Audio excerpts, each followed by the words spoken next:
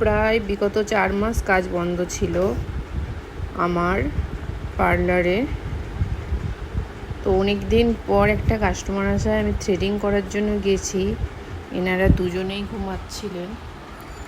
তো ইনি এমন মহারাজা রেগে গেছেন যেখানে চুলের মুঠি ধরে পুরোখানটা লাল করে ফেলেছে।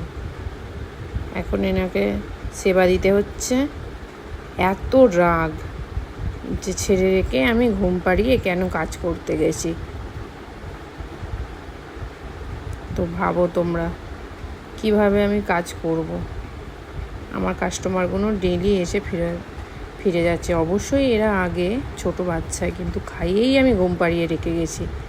এত তার নেশা, ঘুম থেকে উঠে পাশে পায়নি তার জন্য পুরো লাল করে ফেলেছে। আর দিদি তো শান্ত হয়ে ঘুমো দিচ্ছে এখানে।